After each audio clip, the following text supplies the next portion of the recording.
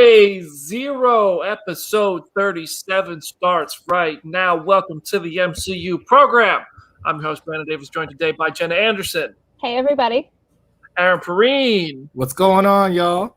And welcome to the program for the first time ever in her life. The best day. She's looking forward to it. She just won't leave me alone. She's been begging. Now, I have been trying to get time to get Janelle Wheeler on Patreon, and we finally made it happen. Janelle, welcome to the MCU. I'm so excited to be here, and I'm ready to go in on Marvel content. Let's go. Let's go. You know, Janelle has actually never once asked me to come on this show, and I'm actually a little bit upset about it. She's never like, hey, I want to come on Phase Zero. You know, I've been like, yo, Janelle, let's make this happen. All right. I don't like to be a tryhard. Like if you have that emote on Twitch, yeah, I don't like to be a tryhard. I like to be asked. No, that makes sense. That makes sense. I respect it. I just watched Bachelor in Paradise last night, so Tia gets you for sure. You know. But we have a big show today. I'll never say we have a small show, but Janelle Wheeler's here, and we have more than that for you. We got an interview with Tom Hardy and Andy Serkis that we're going to play at the end of the show. It's also available on the Comicbook.com YouTube channel. It has no spoilers for Venom, Let There Be Carnage, but it does talk all about the movie and more. And I have to announce that we're doing a giveaway. We're going to be giving away, I think this might change, but as it stands right now, we're getting it all figured out. Maybe I'm getting ahead of myself and shouldn't announce this yet, but I'll do it anyway. I'm too excited. We're giving away tickets to Venom, Let There Be Carnage screenings in New York and LA. We have 20 pairs of tickets for each screening. So if you're in those areas and you want to see Venom, Let There Be Carnage on Monday night, before it comes out, they're like kind of like premiere fan event things. I'm not really sure, but I imagine there might be surprises there. We might be able to hook you up. I won't be able to make it, so I'm going to be living vicariously through all of you who do. And yeah, wow, so that's cool. Yeah. Okay, now I know why so many people watch and listen to Phase Zero. You have like really awesome giveaways on top of just being cool people. Oh, thanks, Janelle. You're welcome anytime you want with comments like that. Can I back out of this program? And like, I don't want to be a guest anymore. I just want to enter. I don't even know how we're giving them away yet. I think I might just be like, hey, who's in the area? Let me know if you want tickets. First come, first serve from some tweets or something. We'll figure it out. But cool. Yeah, Janelle, if you want to fly up to New York, you're more than welcome to get up there and be in the same space as Tom Hardy, maybe. I don't know if he's going to be there, but I would go if he was. Also, I want to start the show with an icebreaker for Janelle. Every time we have someone on the show for the first time, they get put on the spot. Janelle, important question. If you could have the power of one of the Avengers, the superpowers, who would it be? What? Who? I mean, I know that. Okay, so Phase Zero, you guys don't know my favorite hero. My favorite hero of all time is Doctor Strange. So, but wait, you were going to say why? Yeah, so you would want the powers of the Mystic. Yeah, I have this big thing with green in general. Like I am Slytherin and I love the Time Stone and I just like I'm just obsessed with his whole story. Like I love how he came from a superficial beginning and then he got really spiritual and it turned into like mystic arts, and I love that like he's supposed to be, I don't know, this new trailer from No Way Home kind of messes with it, but he's supposed to be this like selfless hero and more part of like something bigger than himself. So that's what I love most about him, and that's what I would like to do. So what would be the first thing you'd do? Oh my gosh, can I be really real? I would go visit my parents back in the 70s and like go to like a David Bowie concert with them or something. That's yeah. Forget but I saving wouldn't let the them world. know I'm their daughter. Obviously, that'd be weird. You Marty McFly over here. You can't totally. Yeah, I would totally. I feel you. Yeah, I feel you. All right. Well, welcome to the program. You've officially been initiated. We have our MCU news. Then we're going to talk spoilers about What If Episode 7. We're going to save that for the back half of the show. So anybody who hasn't had a chance to watch it yet, if you are watching us live, you can do that and come back and listen to us in podcast form. And we're going to get to the news. So first up, Disney Plus Day, November 12th. They just announced this on Tuesday. This is one of those things, Aaron. There's always a post-credit scene on Phase Zero where they announce something right after our show ends. This feels like one of those big announcements that usually follows the show. You know what I mean? Yeah, I mean, maybe they had it scheduled for the wrong day. They had supposed to have it scheduled for the day at that time, but it's all right. Something else will happen. Last week we got done in by you, BD, like 5 seconds after the show ends. I know. all the Spider-Man movies quarantine watch party, and I was like, Brandon, like, I was hosting the show, and I was like, "Oh, cool!" It's like that's an announcement I would have loved to have included. Like, I was as blindsided by it as everybody else was. I tried to wait till you guys were done because I didn't want to like have people looking at Twitter instead of the show. You know what I mean? Because I wasn't able to do last week's. I was on vacation. I was at home, just not working. I took a week off and just rearranged the man cave and did some work. But I was like, I wasn't on the show last week, so I was like, all right, I'm definitely waiting till the show's over to just go ahead and. But it probably would have been smart to drop that before, so you guys could have announced. So we are doing a quarantine watch party of every Spider-Man movie starting on Tuesday night at 9 p.m. Eastern time. We were this close to getting Sam Raimi to join us, but he's unavailable. He's unavailable. I'm still reaching out to Tobey Maguire though, but no promises. I'd be shocked if he joined us, but hopefully. We're starting with the first Spider-Man movie. For more information, hit me up on Twitter. Anyway, Disney Plus Day, November 12th. First of all, Shang-Chi and the Legend of the Ten Rings is going to be available on Disney Plus for free. Shang-Chi is on its way to becoming the biggest movie of the year. It is $5 million behind Black Widow domestically, which it's probably going to make by the end of this weekend. And it is only $70 million behind Black Widow worldwide. So I do believe at the rate it's going, Shang-Chi might end up being the biggest movie at the box office until Spider-Man. I think Spider-Man will obviously be the biggest movie of the year. But I think Shang-Chi might finish number 2. Alert. Jim! Oh, Jim Viscardi's here. What's going on? Hello, everybody. I'm only here for just a short, quick second. I wanted to show the crew something that one of our most loyal listeners has done. We all know him as Elliot. Richard, cue it up. Oh. Yeah. That's amazing. Wow. Our new Twitter header for... You need one because Croaky is not real. It's an alligator, okay?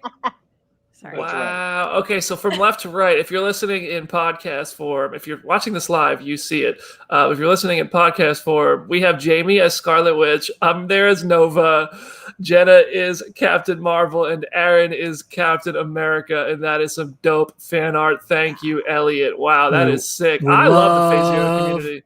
Love Elliot so much. So thank you. I just wanted to come and drop that on here. Jim, what is Elliot's Twitter handle? Shout out. Do you know it Elliot, off the top of your head? It's Elliot Comic Art. So ELLIOT Comic Art. We'll share this on the account for sure. But he got tired of looking at the alligator Loki on our Twitter header. Was like, hey, can I just can I give you guys something else? And we're like, yep, absolutely. And sure enough, there it is. So this is the only thing that could top the Euro toaster of Wanda and Vision. Wow, awesome! Thank you, Elliot. All right. Thanks for the art drop, Jim. Yeah. Thank you, Jim. Yeah. Coming in for the run-in. Later.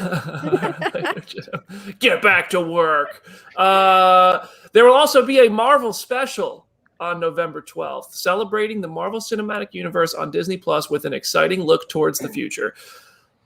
I personally don't think this is going to be that rich with new stuff, because I remember Expanding the Universe dropped and it gave us like concept art and maybe like a couple photos, and that's what I'm expecting at best. Who knows? They have surprises. What do you guys think? I agree. I feel like because everything that's in the pipeline is like Miss Marvel, She-Hulk, and Moon Knight, and those are also CGI heavy. That part of me is like, are they going to really debut like the first footage of any of those during this random teaser? Because I also double checked Expanding the Universe this morning because I couldn't remember how long it was, and I was like, oh, it's only like 13 minutes. It's not like a lot of content. So I could see them maybe dropping like really good concept art, like a new still or something. But I'm kind of setting my expectations of like anything I get, I'm going to be happy if it's for any of those 3 shows. Yeah, Aaron, what do you want to see? It's like a week before Hawkeye. Yeah. Like literally like 1 week before. So we'll probably get something new from that too, I'd imagine. But I have no idea what, like, because we went in Investor Day last year thinking, well, we'll get a couple things, but it's not going to be that big. And it was just avalanche. The most terrible or exciting day in Slack in comic book history. It's just people freaking out constantly for about 30 minutes. It was great. Do you know that Vince McMahon video where like they always cut something and he's always like until he falls out of the chair. That was all of us on the investor day. It was just like one thing after the other until we all fell out of our chair, and then they kept going for another 20 minutes. Yep. Janelle, what are you hoping to get a look at on November 12th? I guess like from my perspective, it's more of like a question. Like, will they be just wanting to show like Disney Plus releases? Are they going to be wanting to show us like films? Obviously in production we have it's She-Hulk, Ironheart, Secret Invasion, I Am Groot. I think I think they're already in production. So that would be the only things that I would have any expectations for. I mean, obviously concept art, but what would like kill it and freak everyone out would be if we got something Fantastic Four. It would, and Disney loves boosting the stock price with specials like this, so that would be the one that could. But I mean, I think in my opinion or my prediction about your question, that is like the very important question: will it be movies too, or is it just Disney Plus shows? And I think it's going to be pretty focused on Disney Plus shows, considering. I mean, I don't know, but it is like a Disney Plus special. So, but that gives you opportunities for Moon Knight, which I believe by then. Be pretty close to finished. Mm-hmm. She-Hulk, pretty deep into production. Mm-hmm. Miss Marvel is finished. Hawkeye right around the corner. Secret Invasion by then probably will have started. That's not like, don't quote me on that, but I think it could. And I Am Groot is filming with Guardians of the Galaxy Volume 3, so they could put something together for that if that's the first thing they do over there. So. I think there's a big opportunity for it to be Disney Plus oriented, but of course there's so many movies coming as well that we have 5 Marvel movies in 2023. Yes. Mm-hmm. 5. Let's go. Sorry. I just remembered. I think we could get confirmation on the report from a couple weeks ago about like the Werewolf by Night Halloween special, because I know that's supposed to be on Disney Plus. So like, if anything, I could see them maybe like announcing something that has been long rumored, because I know there are like dozens of shows that are allegedly in pre-production that nobody even really knows what they are. So I could maybe see something like that of like, oh hey, here's kind of our slate for the next year or so, and it includes like shows we haven't heard of. But I don't know. I'm just glad this isn't like a DC fandom thing where it's like a live like panel or a live convention, because I'm like, I can only handle so many of those like from the end of this year. So I'm glad it's just a special that like we can all watch that Friday and like freak out about. Yeah, maybe we'll have a special episode of Phase Zero after that releases. But yeah, I mean, we're eating good. DC fandom, a couple weeks later, this Marvel special, a couple weeks later, Hawkeye, all Eternals is right there before this special. Woo! Good time to be alive. There's also a Boba Fett special, but it says it's just like celebrating the character. I would bet we get something from Book of Boba Fett because it's supposed to be right behind, coming, in December. But we'll see. All right, we're moving on. Let's talk Eternals. Yeah, so yesterday it was announced of the official rating for Eternals. It is rated PG-13. Surprise, surprise, every MCU movie is rated PG-13. But it is for fantasy, violence, and action, some language, and brief sexuality. I know, Brandon, you had a very particular tweet about this and about the sexuality aspect. What do you think that's going to insinuate? What do you think we're going to get there?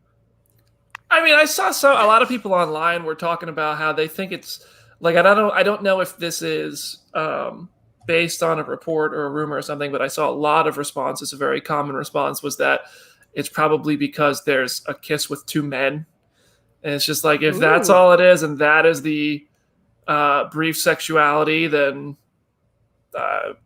weird that gets labeled that way. Mm-hmm. We haven't had a sex scene in the MCU since Iron Man, I don't think. Give it to us. Let them get a little sexy. Oh, yeah. I don't care. Every adult in that movie is good looking. Like, whatever. You got 2 of the Game of Thrones studs in there. Whatever. I don't know. The MCU doesn't really they do everybody shirtless, but they don't have them roll around in bed. I don't really care. I don't need to see that. If we do, cool. If we don't, whatever. Does anybody, you guys care?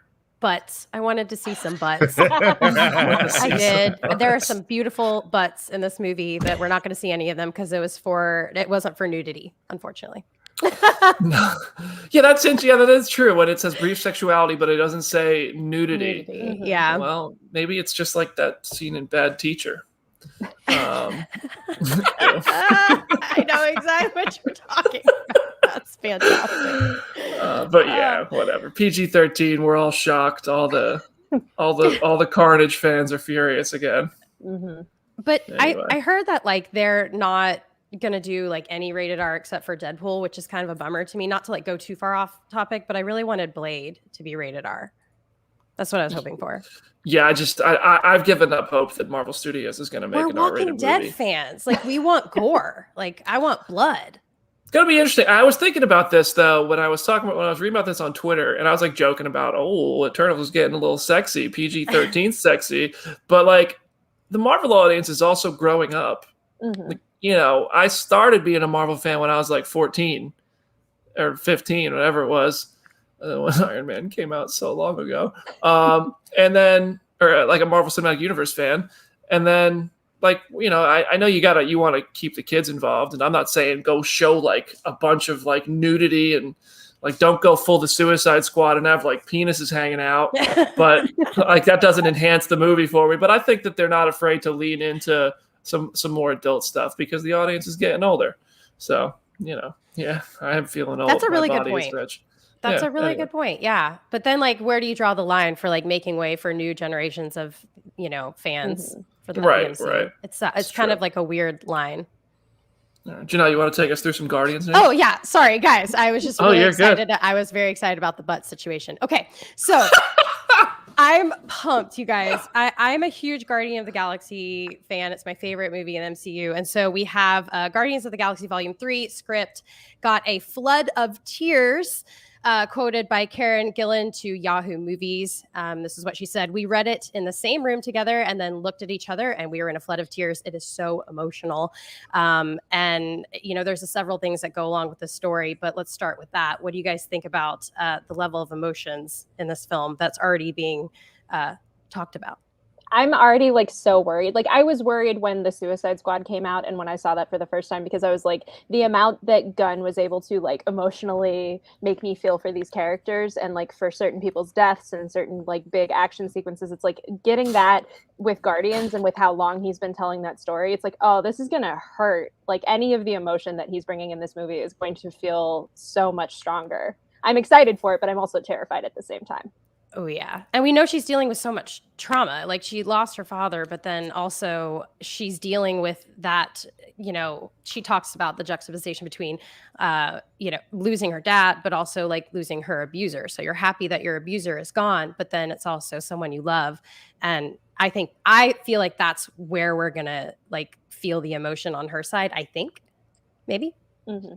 What do you guys think, Brandon? Ready to be heard. Like these Guardians movies are I think, with the exception of Iron Man's death, the first two Guardians movies have hit me more emotionally than any of the other Marvel movies, especially the second one. When Yondu died, I mean, that just wrecked me. So if he finds, like, I don't think I can watch, if I watch Guardians, if I watch it out of context, I'm sure I'll be fine, you know. But, but if I watch Guardians 2 and I see that scene of Kraglin yelling out the window, like when he sees that Yondu got the Ravager funeral, man, it's so happy. Right after Star-Lord realizes, like, that's, like, I related to that story a lot, and it was just... Yeah, that one was heavy. So I'm very curious. I mean, in the first Guardians movie, he made us cry in the first 5 minutes. Like, the first 5 minutes, we were crying over Peter Quill's mom, man. It was just sad. I related to that, too. So I think that's what is so good about the characters Gunn has delivered, is we all relate to different characters differently, but we all relate to some of them somehow. So... Man, 3 is going to be tough. I'm not ready to lose these people. I know that it's the third one, and after seeing the Suicide Squad, I know James Gunn is just like, he's going full Amanda Waller. He's just like, I can push this button on any of them. Mm-hmm. All right, what do you think? I want some confirmation from the chat, but it feels like every time we bring up Guardians 3, it's just, oh God, the pain. The pain is coming. It's that sad Will Smith gif every single time. And I'm glad that What If is giving us happy moments with alternate versions, variants of the Guardians.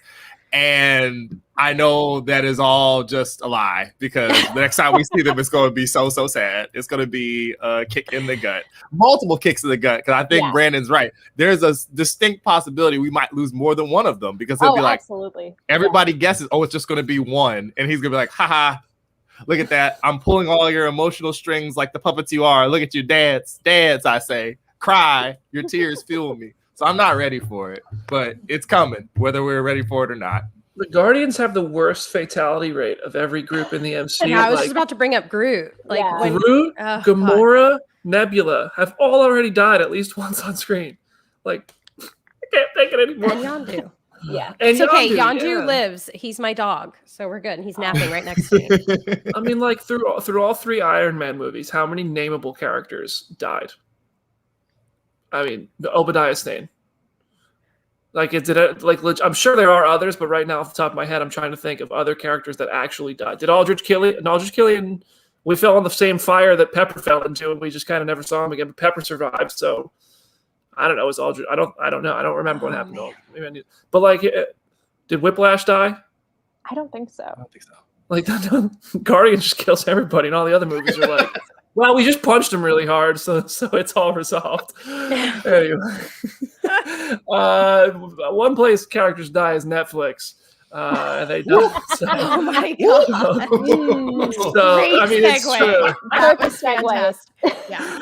Am I right? You didn't see that coming? Speaking of dead characters, brilliant. Aaron, I'll let you take this Netflix conversation for us. Oh God! So another week, another day in the troubled life of our friend Charlie Cox, who has been giving interviews. Him and Andrew Garfield are in an eternal struggle to look more anguished in these tiny Zoom windows. And Charlie Cox took the lead this week when he was talking to Forbes about whether or not we're going to get Daredevil in the MCU. And it's just very funny because the look of exasperation on these actors, actresses' faces when you ask them questions that they clearly can't answer. Not everybody's our boy Simu Liu, who's gonna like laugh it off and like make a joke about it and be like, I did 6 of these today. It's fine.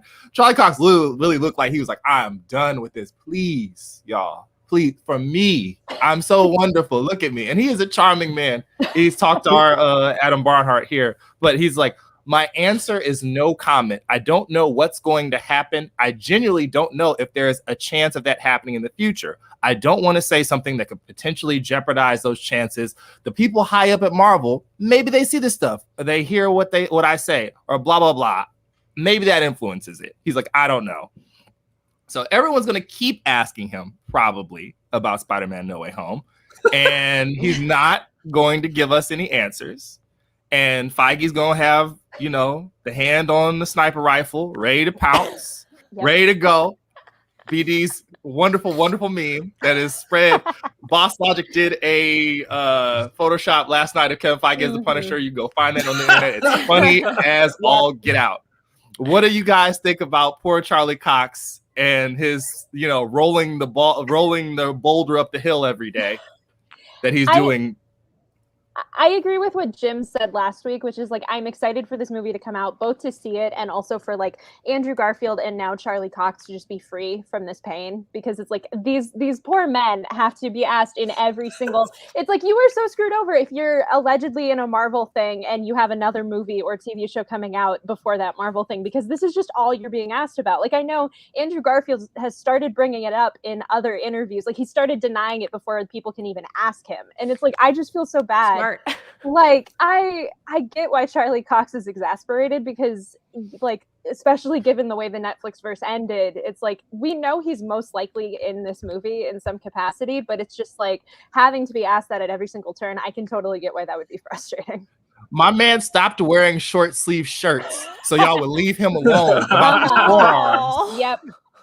If you notice, the last couple of interviews, he's been uptight. I'm like, oh my God. I feel like go ahead. It's fall. It might be kind of cold. Yeah. I don't know. I feel like Charlie Cox and Andrew Garfield have just like gone into interviews in Kylo Ren mode, where it's just like, I know what I have to do, but I don't know if I have the strength to do it. Like, I just want to be free of this pain. like, they just have to face this every time. And it's just like, can they do it any longer?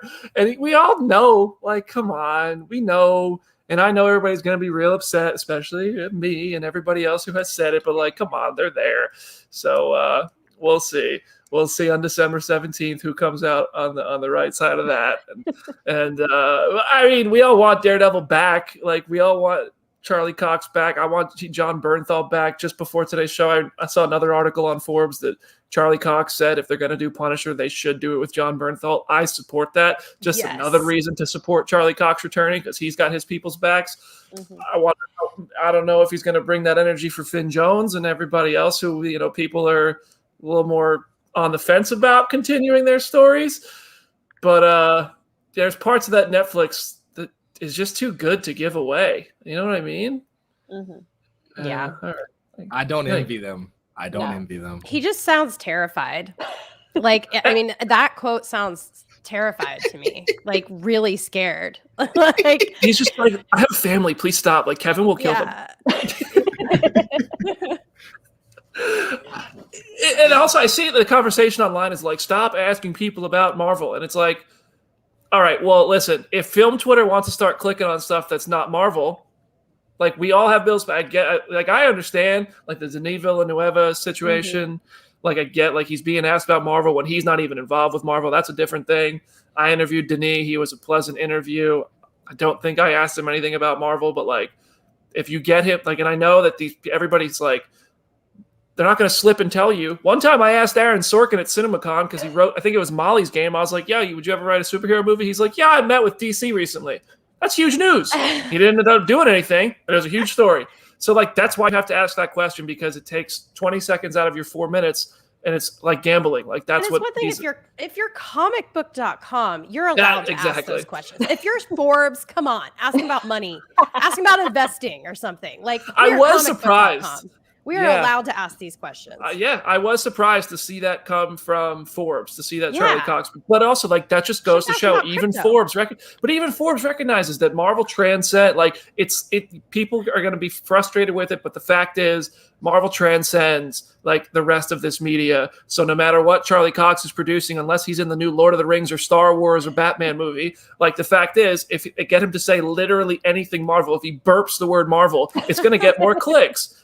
And it's just, that's what these outlets have to do. And so I get it. But also, like, if you're doing an interview with Comicbook.com, that's probably why I didn't get Zendaya at the Dune junket. Because they were just like, they know he's going to ask about Spider-Man. I didn't get to talk to her.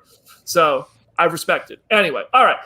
When we come back, we're going to have a debate about Venom and Spider-Man and whether or not they're in the MCU. We're going to talk about What If Episode 7, and then we're going to roll an interview with Tom Hardy and Andy Serkis. And we will see you in just a minute.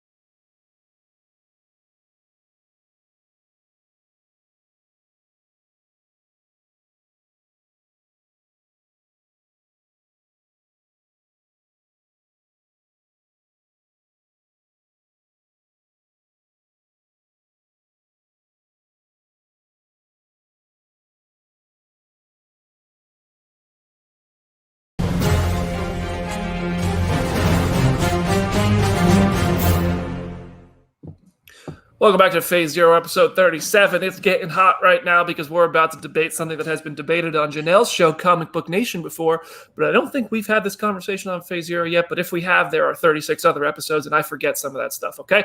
So forgive me if this is a repeat, but Venom in the MCU, listen, Tom Hardy, Andy Serkis, everybody involved with Venom, they're not really trying to keep it a secret that they want to do a crossover with Spider-Man, that they may have already done it, that it might be coming to the Marvel Cinematic Universe. The marketing is saying that the universe is expanding. People are losing their minds over a post-credit scene. They're advertising a post-credit scene in quotes on this campaign. So, listen, the only way I think to make Venom more exciting is to put him with Spider-Man, to put him in the MCU.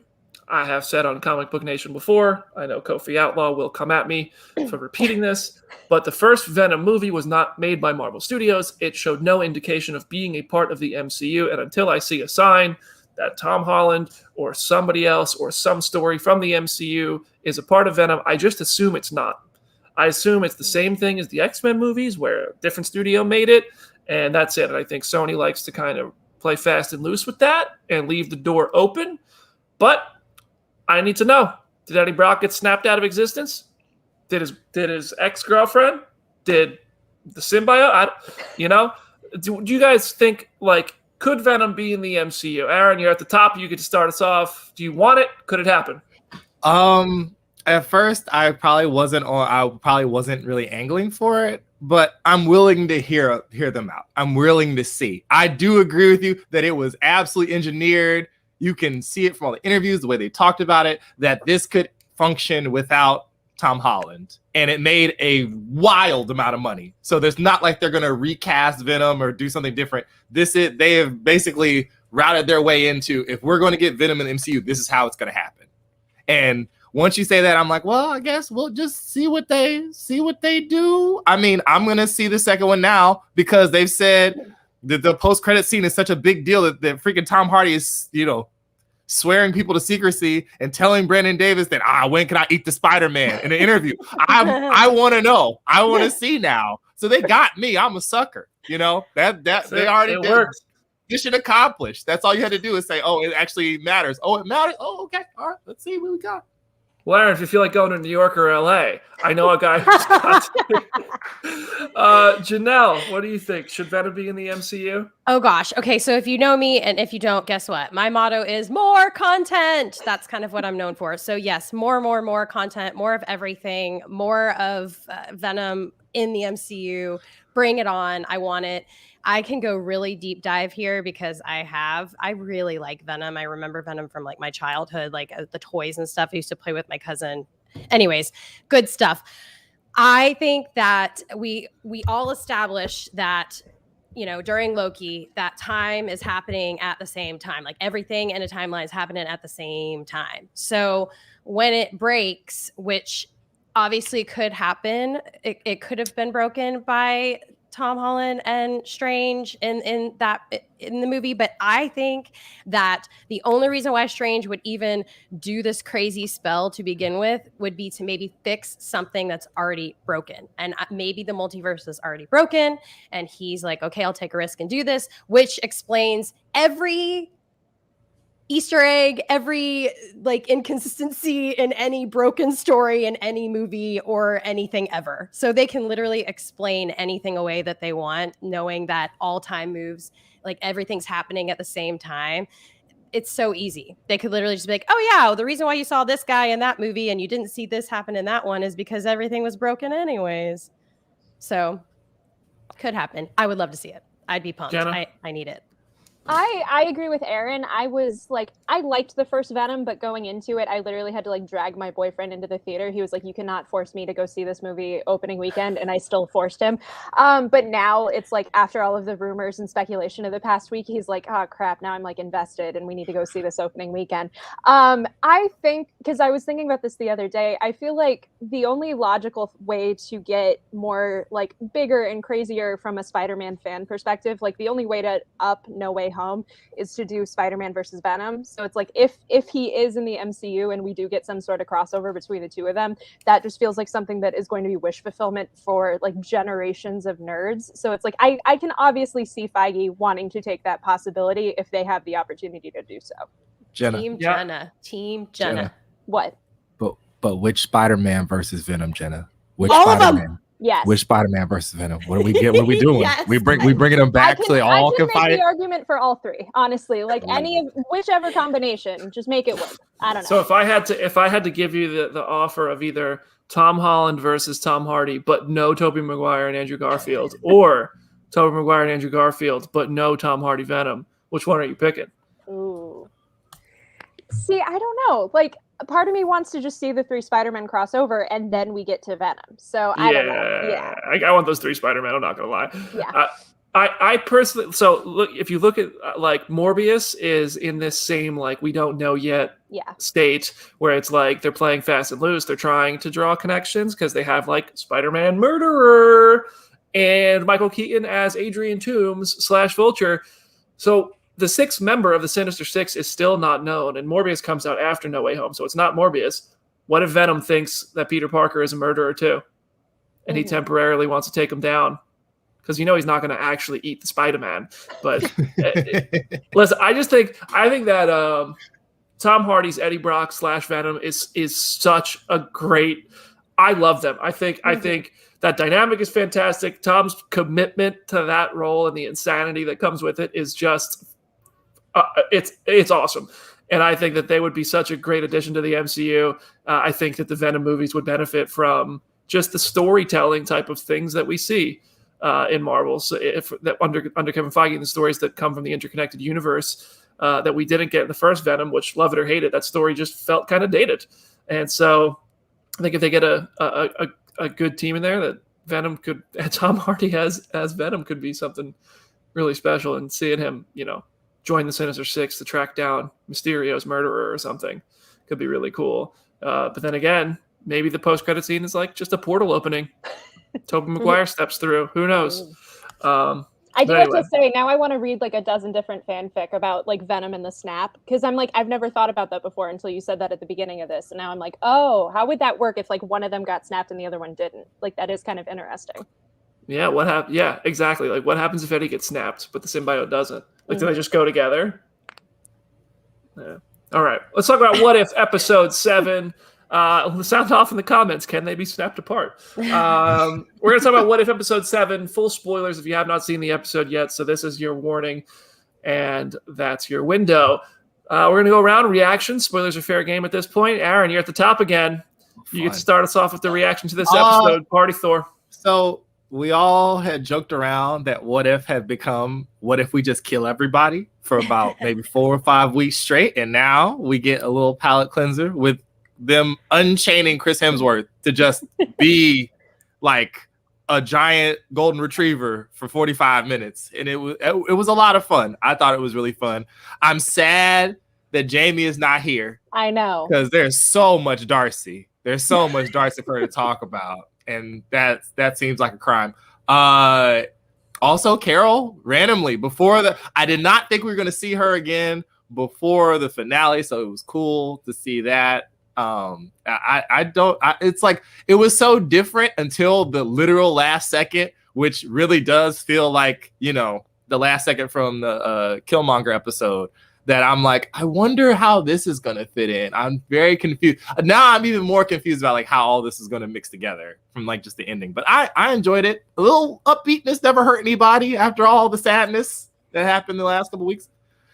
Jenna, what'd you think? I agree with Aaron. Like, this episode was such a weird palate cleanser after just so many weeks of like episodes that I enjoyed, but that still were so depressing when you actually boiled them down.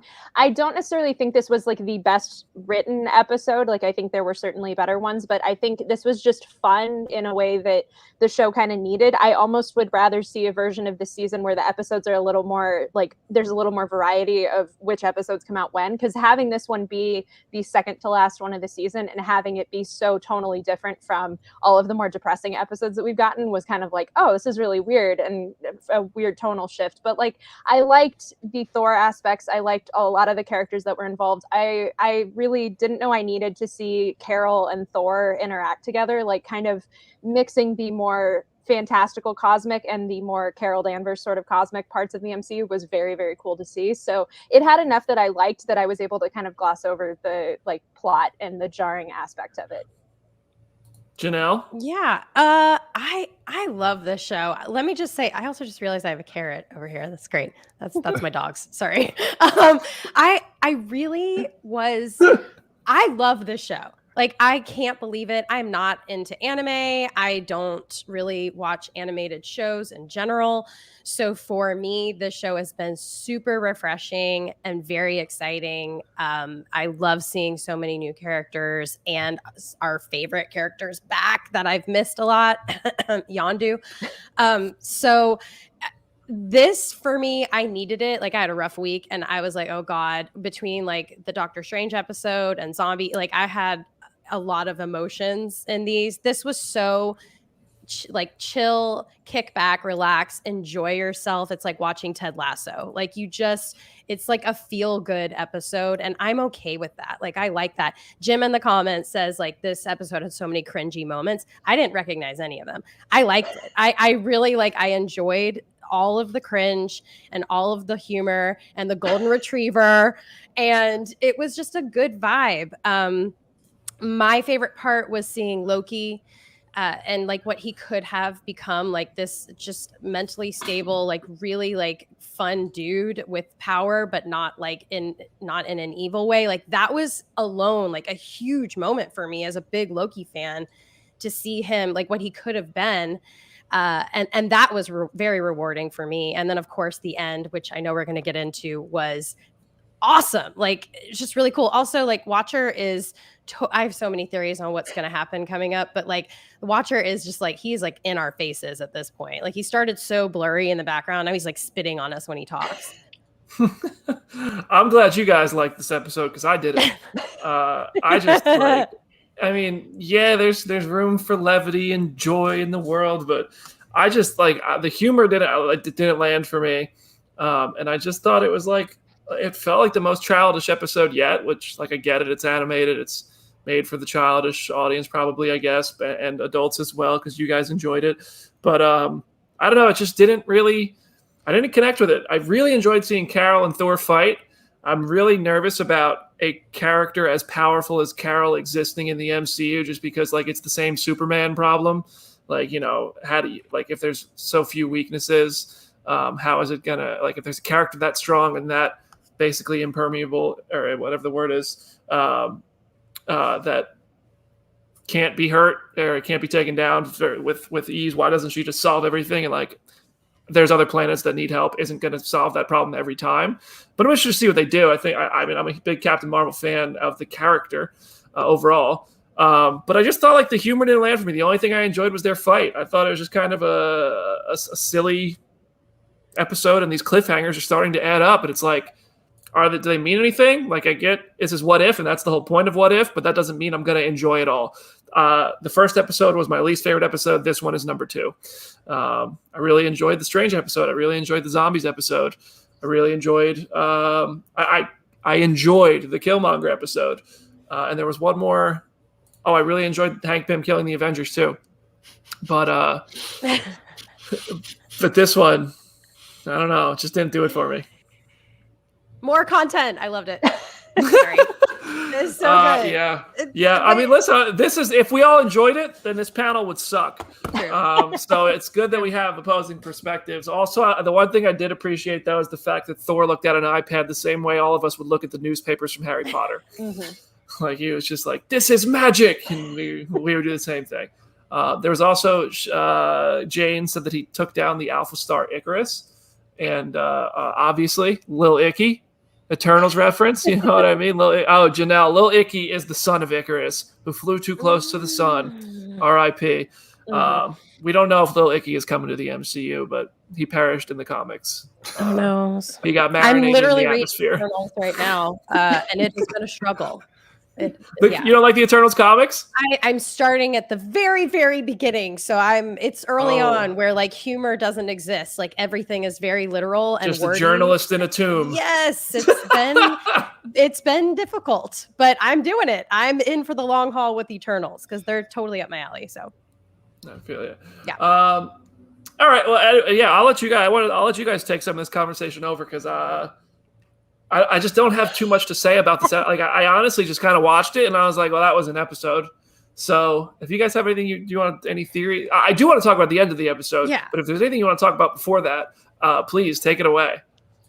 Like, what I liked about the episode was just seeing all of the elements together and seeing the characters who haven't really crossed paths in that sort of way of like, I'm not necessarily the biggest Darcy fan, but like seeing her with Howard the Duck was like, this is something that only this show could really bring, because this would not work in a normal context. And so like seeing all the Guardians characters, like stuff like that was kind of cool in and of itself, of just kind of like looking in the background and trying to spot people at different scenes. So, but I agree with you, Brandon, at the same time. Like, this wasn't my favorite episode, but like I did enjoy enough of it. So Yeah, I mean, like, I'm not here to tell you guys are wrong. Just so we're clear, I'm happy when people enjoy stuff. I'll never be like, just because I didn't enjoy it, I'm right, you're wrong. I sat here, watched it. It was what it was, and you guys enjoyed it. So I wish I was in your shoes because I would have preferred to enjoyed it more. So, yeah, but it was cool to see all the characters kind of pop up. Also, I interviewed Seth Green this week, and he said he didn't know Howard the Duck was in Avengers Endgame until he saw it in a theater. Wow. So that's a fun little nugget right there. That has to be weird.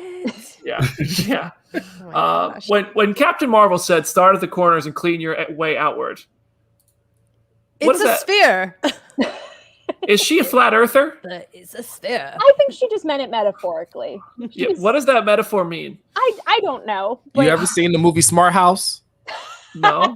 That's the explanation. When they like junk the entire house, they just push everything from the outside of the room to the middle and then roll it up in the carpet and then put it in the closet. That's and some boom, Looney Tunes stuff. Wow. Yeah. That's great. So that's what they did. I don't know. It's a Disney Channel original movie. Go watch it on Disney Plus. It's fun. Brandon Moore in the Twitch comment section picked up your Smart House reference. 1999 movie right there. That's right. I'm real old. I'm real washed. What do you want? Oh man. All right, let's talk about the end of the episode because I thought, like, again, it's very cool, but also to me getting kind of frustrating because the Zombies episode might be my favorite episode. I think Strange might be the best. Zombies might be my favorite. I also think it's important to differentiate those two things from my opinion. But there's been so many cliffhangers that have been really cool moments where it's like, I want to see that happen. Will we? Mm-hmm. Because What If takes years to make. Like these animation, the voices, it all takes a very long time. So like, even if they are going to do like sequel episodes, we're going to see this till like Avengers 7 is in theaters. So this ending was very cool, but I just needed to ruin the fun by putting that out there first. But Vision comes in and Vision is Ultron with the Infinity Stones. Aaron's fired up about it. I'm like, is the finale going to be him and Hank Pym just boxing? Because they ruined everything. They just ruined everything this entire time. It's always either Vision being like, you know what, I had to feed my zombie wife, or like, you killed my wife, you killed my kids, I hate all of you, I hate you. It's the good news is we'll probably get to see Vision die again. Woo! I was gonna say, let's go. Who's got the counter going? Oh my God. Are we? Is that 4? Is that 4 times? Who has died more this year, Vision or Tony Stark? Because honestly, it's about tied at this point. No. I think they've both died 3 times this year. Mm-hmm. Yeah. Really? Also, why wasn't Tony at the party? Like, he would definitely be at that party. Oh, absolutely. Yeah, is Tony not Iron Man in this world because Thor didn't have a brother? I don't know. Did Loki and Thor impact the decisions of Earth? Because also then Carol became Captain Marvel still. Yeah. So there's I do just plot holes in What If. Well, I just want to say the whole concept of this episode was like, what if Thor was an only child? And I'm like, Hela still exists, right? Because it's like they did not even acknowledge her at all. And I'm like, is he really an only child then if Hela is supposedly still out there and then he does still have a bro relationship with Loki anyway? It was like it was like the weirdest way to wrap this whole premise and then completely poke holes in it like immediately. She's adopted. I understood that reference. Oh my gosh. Do you think Vision Ultron suit is made of vibranium? Ooh. Or do you think he got a different material for that suit maybe? Just make it vibranium. That would be cool. Ultron's vibranium body? Yeah. Maybe Vision went full Kang the Conqueror Ready theory mode, but it's never going to pay off, so who cares? But maybe he went to Nidavellir and he got an Ultron body made out of the same thing the Infinity Gauntlet is made out of, and Eitri helped him create that because we don't know if vibranium can hold Infinity Stones. That said, I don't think it really matters because Vision is not a human, so I don't know if Vision would be. He's powered by a stone, so would it really matter if he used them? I would just like to see Vision on Nidavellir, but that's the cool thing about What If is you can see stuff like that, but also we're also just assuming he's evil. Maybe he's not evil. No, he's totally evil. He's bad for sure. And Strange Supreme is gonna be like leading up, like heading up this like whatever Avengers and Watcher's like in charge of it all. He's finally going to come in and intervene, and he's going to put all these Avengers together, his own little dream team, and they're going to take down Ultron Vision guy. So you're saying episode 9 is just one big cliffhanger? Yeah, why Great. not? That's what they're good at, so we might as well. But my question is who did Ultron have to sacrifice to get the Soul Stone? Because he didn't really care about Wanda. So like, did he sacrifice? Like, my idea would be like Jarvis, like his brother. That's interesting. Just threw the computer chip off the cliff. He just pushes Red Skull. It just ends the whole process. A slice of bread. One slice of bread. Yeah. Yes. Oh yeah, he dropped his iPhone and the screen cracked and got the Soul Stone.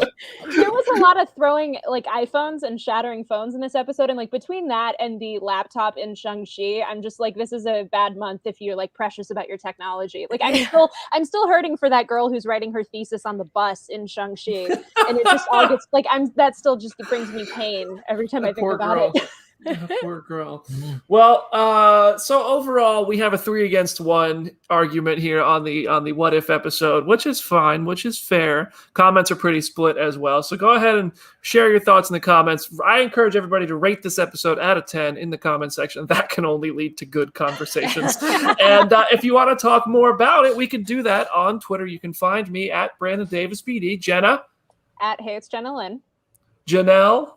I'm at Janelle Wheeler on all the socials as well as Twitch. I stream on Twitch. That's right. So you can go right from this show to Janelle's Twitch channel. She is live too many days a week to hang out with me.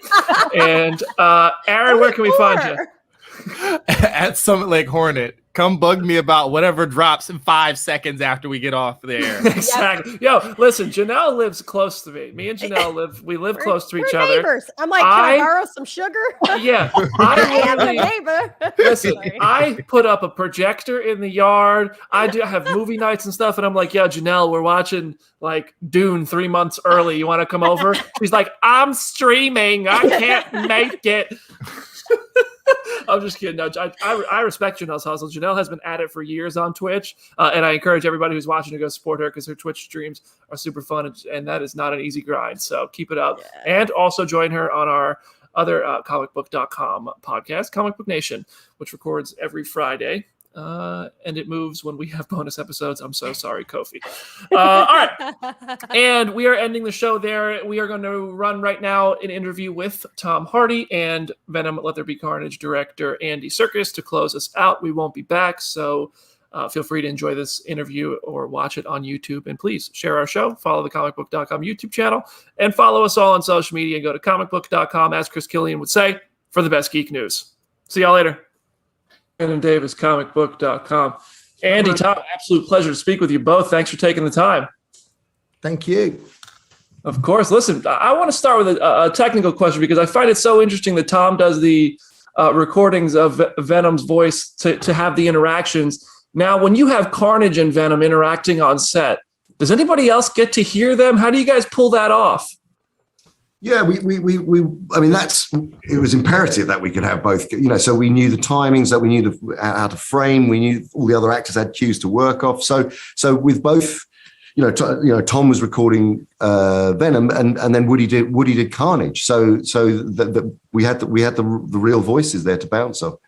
That's really cool. I bet that made it really immersive on set. Tom, you have an awesome stuntman in Jacob Tamori.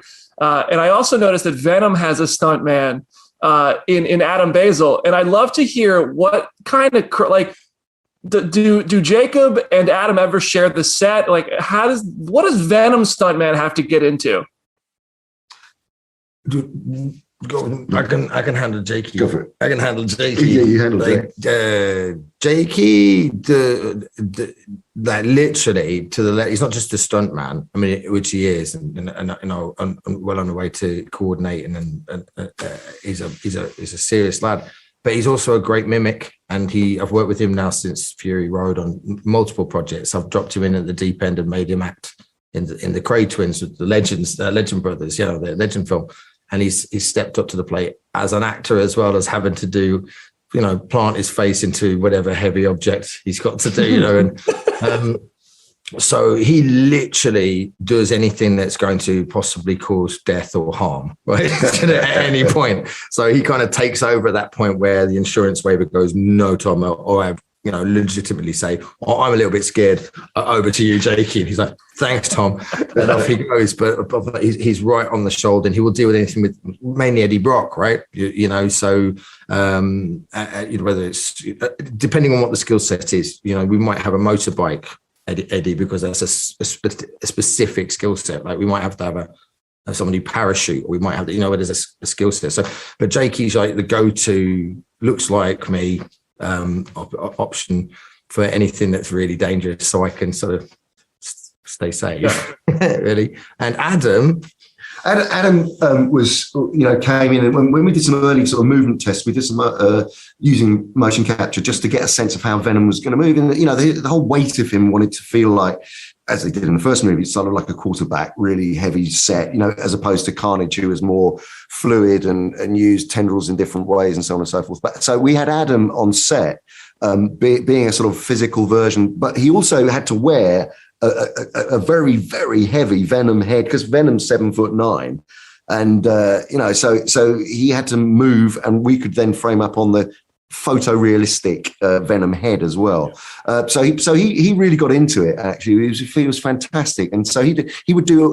It wasn't so much stunts; it was more to do with kind of framing and physicality and timing and all of that kind of stuff. But he was, he really got into the light as well. For the right lighting reference as well. It bounces off. Oh all of that integration. Yeah, thanks. That's cool. Now, Tom, I have a question for you, because you've gotten us. Tom, you've gotten us very riled up online a couple times with a couple of post and delete stuff on Instagram. I don't know if you can see this right now, but as the saying goes, we caught you in 4K. I want to know what these kind of Venom and Spider-Man posts. You see what that is? That is like little Spidey legs hanging outside the mouth of Venom, doesn't it? That's wish fulfillment. Wish fulfillment. So listen, I do want to ask, has that conversation gone anywhere? Because also we have the Daily Bugle logo that Andy chose to incorporate here from the original Raimi trilogy. I'd love to hear if any of that Spider-Man stuff has gotten into your minds at all. Of course it's in our minds all the time. Look at the photo. There's little Spidey legs hanging out of the teeth of Venom. It's really specific. You know what I mean? It's like a Khabib call out. Yeah, we wanted to little teasy things, but but this one was always going to kind of not venture too much into that territory, because there was so much to unpack in this story, wasn't there? In terms of, I think you can't do a Venom story without knowing Spider-Man's in the mix. Yeah. He's somewhere, but we all know that there's a big constellation of events, that need to move and operate around in as grown-ups. We have to go, okay, we wait, we wait for those planes to land, and and when they land, we'll see if we can get on one. But until then, we focus on the task in hand, which is Venom 2. But it's always in the back of our minds, when do I get to eat the Spider-Man? One day, maybe. And Andy, my last thing for you. I love Tom. You know what I mean? my last thing for you is that Carnage is a very visceral and violent character in comics oftentimes. Did you ever consider getting a bit more explicit or push to make it R-rated at any point? 100%. We considered it with all of these symbiotes. You consider it. You read the comic books, and it is extreme, but that's not what we're here to do. We came here to make a movie which and correct me if I'm wrong. I mean, there's a law, and a rule into creating a movie that's accessible to a lot of people, as well as that caters for everybody, including the hardcore fans. So I hope the hardcore fans at least take home, they look at Carnage and go, yeah, I recognize Carnage from the comic books. I'm happy with that. And we didn't bite everybody's head off, but we did stick a tongue down someone's throat, like pretty, and managed to come in at a level of rating which is, reputable, so that the grandma can go and watch it too. You leave things to, sometimes leaving things to the imagination is as powerful too. We pushed it as far as we could possibly go, but with some room to go, in people's heads. That character is pretty scary, and the kind of the truth where that character emanates from, and Cletus Cassidy as a character that is amplified through Carnage is, you know, does a lot of the work. So I think we certainly fulfill a lot of the essence of Carnage. 100%.